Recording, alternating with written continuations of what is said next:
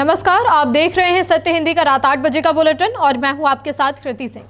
अमित शाह के जवाब देने को लेकर राहुल गांधी ने सरकार पर निशाना साधा तो किरेन रिजिजू ने पलटवार किया। उधर झारखंड में भी आज दिन भर बवाल रहा। किसानों और मजदूरों का जेल भरो आंदोलन भी सरकार के खिलाफ नाराजगी दिखा रहा है। तमिलनाडु में सरकारी कार्यक्रमों की शुरुआत राज्य गीत से कराने का फैसला हो चुका है। इन्हीं खबरों पर इस बुलेटिन में बात करेंगे, लेकिन पहले नजर सुर्खियों पर। संसद में जवाब देने को तैयार हुए शाह। राहुल बोले, किसी को भाषण सुनने में दिलचस्पी नहीं।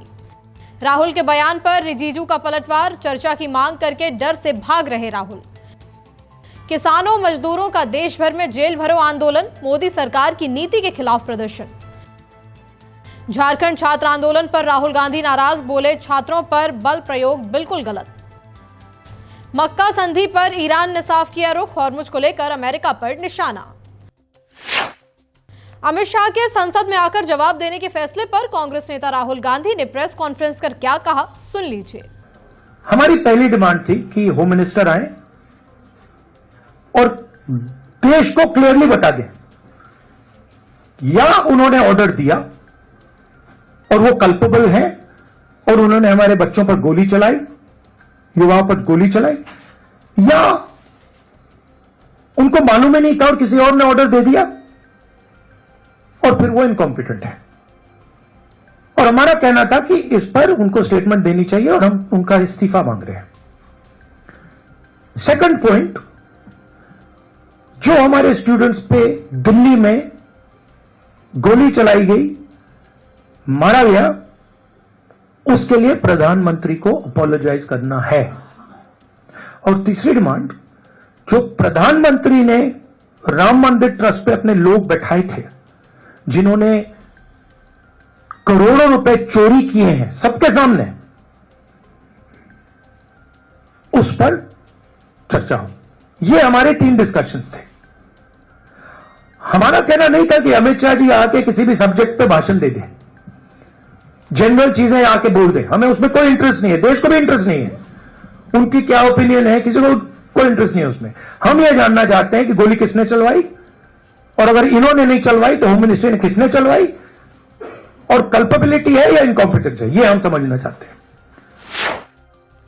राहुल के इस बयान पर केंद्रीय संसदीय कार्य मंत्री किरेन रिजिजू ने कहा कि राहुल अब डर रहे हैं। चर्चा मांग करके भाग जाना, ये तो डरपोक ही करते हैं। डरपोक कौन होते हैं? जो चर्चा मांगते हैं और जब जवाब देने के लिए तैयार है तो फिर भाग जाते हैं और सुनते नहीं है। तो ये तो ठीक नहीं है। तो आप लोगों को मैं याद दिलाने का जरूरत नहीं है, सबने देखा है। पहला दिन से क्या राहुल गांधी जी ने मांगा था? गृह मंत्री को स्टेटमेंट देना चाहिए, है कि नहीं? गृह मंत्री अमित शाह जी को स्टेटमेंट देना चाहिए, यही राहुल गांधी जी का मांग था ना। तो जब हम सिर्फ स्टेटमेंट नहीं, हम तो पूरा चर्चा चाहते हैं, पूरी चर्चा और पूरी जवाब।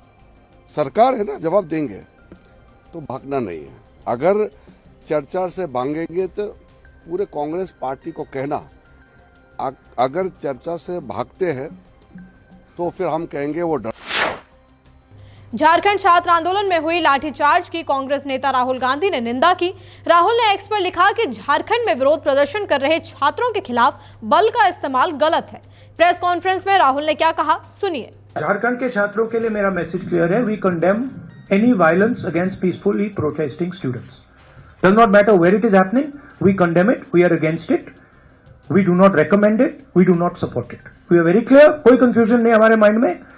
तो पीसफुल जब तक प्रोटेस्ट हो रहा है, तब उस प्रोटेस्ट को हिंसा से अटैक करना उसके खिलाफ है। झारखंड में जेपीएससी की 14वीं सिविल सर्विस परीक्षा को लेकर विवाद के बीच बड़ी कार्रवाई भी हुई है। राज्य सीआईडी ने जेपीएससी के पूर्व चेयरमैन एल खियांगते को गिरफ्तार कर लिया है। परीक्षा से जुड़े मामले में सीआईडी उनसे पहले भी कई बार पूछताछ कर चुकी है। जांच का मुख्य सवाल यह है कि ब्लैकलिस्टेड कंपनी टीडीपीएल को जेपीएससी की 14वीं सिविल सर्विस परीक्षा कराने के लिए पैनल में कैसे शामिल किया गया। सीआईडी इसी फैसले और इसमें शामिल अधिकारियों की भूमिका की जांच कर रही है। एल खियांगते झारखंड के पूर्व मुख्य सचिव भी रह चुके हैं। उन्होंने 22 जुलाई 2026 को जेपीएससी चेयरमैन के पद से इस्तीफा दिया था। उस समय उन्होंने ये कहा था कि उनका इस्तीफा निष्पक्ष जांच के लिए है। अब उनकी गिरफ्तारी के बाद परीक्षा विवाद और ज्यादा गहरा गया है। सीआईडी ये पता लगाने में जुटी है कि ब्लैक लिस्टेड कंपनी को पैनल में शामिल करने का फैसला कैसे हुआ और इसमें किसकी क्या भूमिका थी। आज सोमवार को देश भर के किसानों और मजदूरों ने जेल भरो आंदोलन निकाला। इस वक्त जो तस्वीरें आप देख रहे हैं ये हिमाचल प्रदेश की अलग अलग जगहों की है। ये देखिए, ये आज जो है जेल भरो आंदोलन है, जो कि भी किसान मजदूर का संयुक्त जो आह्वान है पूरे देश के अंदर में, उसके तहत में जो जेल भरो आंदोलन है, उसके साथ में कि भी जो आपका एफटीए के जो समझौते हो रहे हैं और जो कुछ एक समझौते हो चुके हैं और अमेरिका जो एक तरफा टैरिफ लगा रहे हैं, उसके विरोध में जो किसान विरोधी और मजदूर विरोधी जो 4 कानून आए हैं और तमाम जो है कॉर्पोरेट प्लस जो नीतियां बन रही है, उसके विरोध में जो है ये आज ये जेल भरो आंदोलन पूरे देश भर में हुआ है। उसी के चलते हुए आज हिमाचल प्रदेश के अलग अलग जगहों के अंदर हुआ है। बुलेटिन में अभी आगे और भी खबरें हैं। तमिलनाडु में सरकारी कार्यक्रमों की शुरुआत अब राज्य गीत से होगी। जनार्दन मिश्रा के बयान पर कांग्रेस ने खोला मोर्चा। पाकिस्तानी बॉक्सर ने कहा नरेंद्र नाम से नफरत हो गई। पाकिस्तानी तुर्की सऊदी समझौते पर ईरान का बड़ा बयान। तमिलनाडु विधानसभा ने सरकारी कार्यक्रमों की शुरुआत तमिल थाई वजथू के गायन से करने का प्रस्ताव पास किया है। मुख्यमंत्री जोसेफ विजय ने विधानसभा में प्रस्ताव पेश किया। इसके तहत सरकारी दफ्तरों, स्कूल, कॉलेजों और विश्वविद्यालय में होने वाले कार्यक्रमों की शुरुआत अब राज्य गीत के गायन से होगी। मुख्यमंत्री विजय ने कहा कि उनकी सरकार तमिलनाडु की भाषा और संस्कृति से जुड़े अधिकारों से कोई समझौता नहीं करेगी। उन्होंने कहा कि तमिल सिर्फ एक भाषा नहीं बल्कि लोगों की भावनाओं और जीवन से जुड़ी हुई है। उन्होंने मातृभाषा की तुलना मां की पवित्रता से की। गौरतलब है कि 23 नवंबर 1970 से सरकारी कार्यक्रमों में तमिल थाई वजथू के गायन की व्यवस्था थी। 12 दिसंबर 2021 को इसे आधिकारिक राज्य गीत का दर्जा दिया गया था। विधानसभा के नए प्रस्ताव से इसकी व्यवस्था और स्पष्ट हो चुकी है।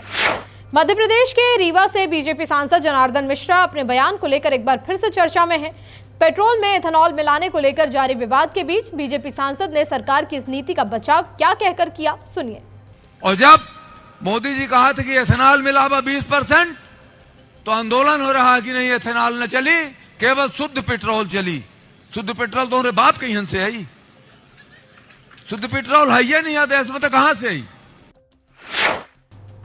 जनार्दन मिश्रा के इस बयान पर कांग्रेस ने एक्स पर लिखा कि एक तरफ मोदी सरकार मिलावटी पेट्रोल से जनता की गाड़ियां कबाड़ बना रही है, वहीं जब परेशान जनता शुद्ध पेट्रोल मांगती है तो बीजेपी के सांसद जनता को भरे मंच से गालियां दे रहे हैं, खरी खोटी सुना रहे हैं। सत्ता के घमंड में चूर इन बीजेपी नेताओं को जनता सबक जरूर सिखाएगी। बीजेपी सांसद के इस बयान पर आम आदमी पार्टी का भी कहना है कि जनता महंगाई, टैक्स और लूट से त्रस्त है, लेकिन बीजेपी सांसद जनता को ही गालियां दे रहे हैं। सत्ता के अहंकार में बीजेपी नेताओं ने जनता की भाषा और दर्द दोनों भुला दिए हैं। कॉमनवेल्थ गेम्स 2026 में भारत का नाम रोशन करने वाले खिलाड़ियों से प्रधानमंत्री नरेंद्र मोदी ने मुलाकात की। प्रधानमंत्री आवास पर हुई इस मुलाकात में खिलाड़ियों ने अपने अनुभव भी साझा किए। इसी दौरान हैवी वेट बॉक्सर और सिल्वर मेडलिस्ट नरेंद्र बेरवाल ने पीएम को एक किस्सा सुनाया कि पाकिस्तानी बॉक्सर को नरेंद्र नाम से नफरत है। ये किस्सा सुनते ही साथ पीएम खूब जोर जोर से हंसने लगे। वो पाकिस्तान की बात चल रही, मुझे किस्सा याद आ गया सर। 2015 वर्ल्ड मिलिट्री गेम थे और मेरी पाकिस्तान के साथ पहली फाइट आ गई थी और वर्ल्ड मिलिट्री गेम थे तो मिलिट्री वाले को फोन आया कि भी पाकिस्तान से नहीं आना है। तो फिर मैं फर्स्ट राउंड 4-1 से जीत गया, सेकंड राउंड 3-2 से जीत गया, पर दोनों के सर लग गए आपस में, तो दोनों के लग गए कट। वो फाइट तो मैं जीत गया। उसके बाद फिर दोनों चले गए हॉस्पिटल में टाके लगवाने के लिए। फिर 2014 में आप फर्स्ट टाइम प्रधानमंत्री जी बने थे और जो हमारे साथ आर्मी का कोच गया हुआ था उसका नाम नरेंद्र राणा था।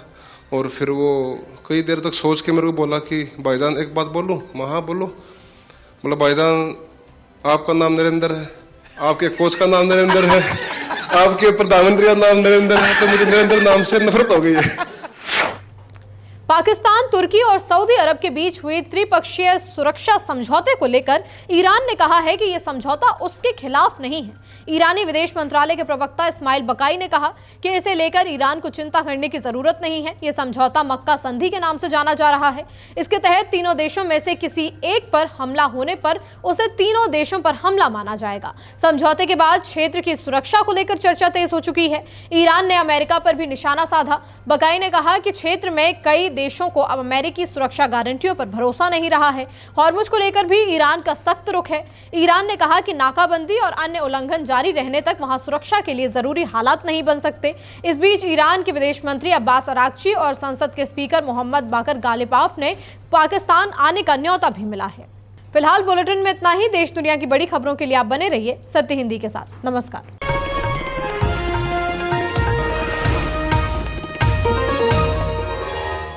Copyright disclaimer under Section 107 of the Copyright Act 1976. Allowance is made for fair use for purposes such as criticism, comment, news reporting, scholarship, and research. Fair use is a use permitted by copyright statute that might otherwise be infringing.